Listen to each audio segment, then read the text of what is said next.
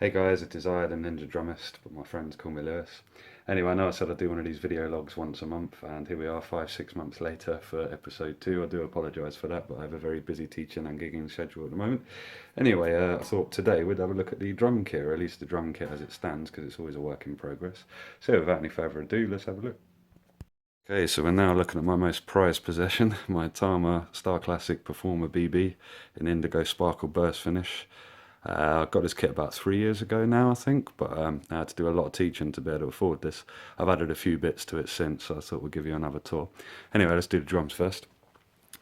So here's the lovely Indigo Sparkle Burst finish. It's a shame Tama don't make this finish anymore, actually. It's a shame, I'm very fond of it, but I did manage to get all the drums I wanted before they stopped making it.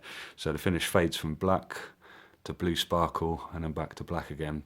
And if you look at it up close, I don't think my camera is doing it justice. It looks like an artist put each bit of glitter in exactly the right place to catch the light.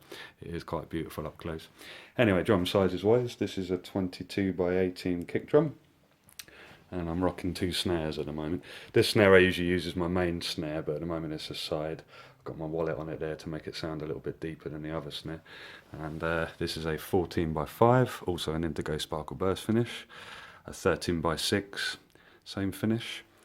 Here we have an 8 by 7 tom.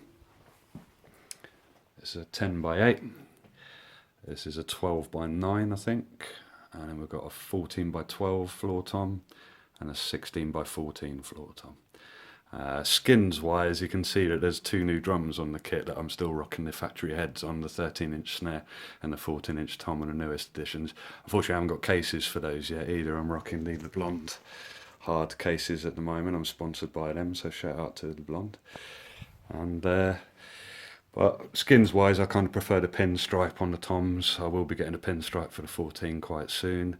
This P77 head on this snare over here sounds absolutely amazing. I really do advise getting one of those. It's a bit of a revolution from Remo at the moment. So these are tuna fish lug locks, and the idea is once you've got your snare drum in tune, you can see it's shaped like a little fish. You put that over the tension rod, and this little tail stops it from down tuning. It's been an absolute lifesaver. These really have. Like, I do hit snares quite hard, especially rim shots, and I find I end up down tuning one side of the snare. Also, the amount of time, how many times have you taken your drums out of the cases to find out everything's out of tune? Doesn't happen anymore. I haven't tuned this kit for probably 3 months, I think, and the only thing I've noticed is that heads do stretch over time, so you may need to take the lug locks off and give it a little bit of a tweak once the head's stretched a little bit. Depends how long you keep your heads on your kit, really. But yeah, these are an absolute lifesaver. I really am not fond of tuning drums, to be honest. I like to do it and leave it, and yeah, these tuna fish lug locks allow me to do that quite easily. Over here you can see they also sell elastic bands to hold the lug locks on. That's especially helpful when you're locking the bottoms of toms and things like that, because yeah, they may tend to fall off. I found with the tension of a snare that'll keep them on, but the tension of a tom isn't quite taut enough to hold these on, so yeah, you do need a little bit of reinforcement from the elastic bands. So yeah, that's the drums, and all the drums are half bubinga and half birch. This combination of wood is particularly special to Tama. I do advise trying it out if you get a chance to get to a drum shop. Anyway, let's do some cymbals. Now, my cymbals are most definitely a work in progress at the moment. Some of these cymbals have had a really long time. Some of them are new. Let's start with a golden oldie. This is a Pearl CX500 ride. My dad got me this when I was about 9 or 10 years old. I think it cost 50 quid. I just really like the sound of it. A lot of people turn their nose up at it when they see the badge on it, but I've had a lot of people ask me what it is in the audience, going, oh, that ride sounds great, what's that? So yeah, don't buy with your eyes, buy with your ears. And yeah, I just really like the bell sound on it. And yeah, obviously I will replace it with something better eventually, but yeah, it's not bad for a cheap cymbal, really. Then over here, this is a new one. This is my Minor Byzance 16-inch Trash Crash. Really enjoying the sounds that Minor are making. I'm thinking of converting everything to a Minor at the moment. Yeah, they are really leading the way in terms of new cymbal sounds at the moment. And over here, I have a 14-inch K Mini China on a 10-inch K Splash. Unfortunately, I cracked the china. Where's the crack? Yeah, there it is. But in a stack, it's not so bad.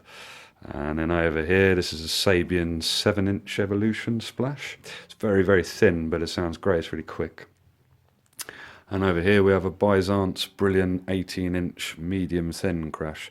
I tried the thins and they're a little bit too washy for me, so I went with a medium thin, and that seems to suit my sound a little bit. And last but not least, we have a pair of 13-inch Siljan quick beat hi-hats, although you can't really see that because the logos have all worn off over the years. And you may be wondering what these little blue things here are. These are sim pads. Let me just take this symbol off so I can show you the combination I'm using. So yeah, these are sim pads, and they're designed to improve the sound of your cymbals and do it so that not as much sound transfers into the stand, getting lost that way.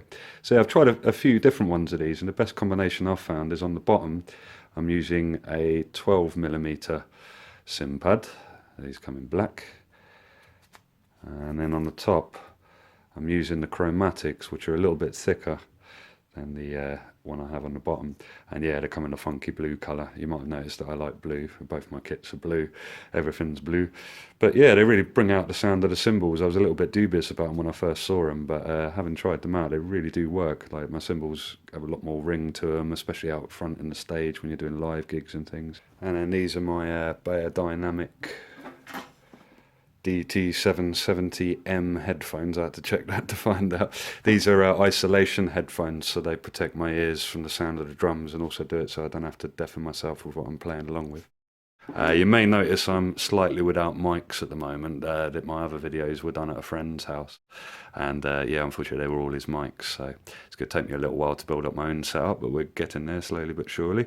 As a rock and sock throne there is probably one of the most comfortable thrones in the business. And sticks.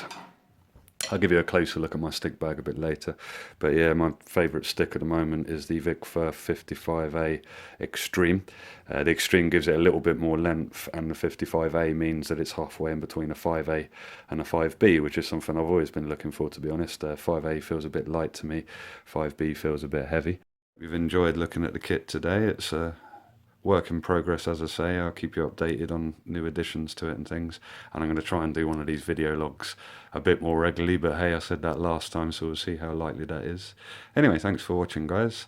Hopefully I'll have another video out soon.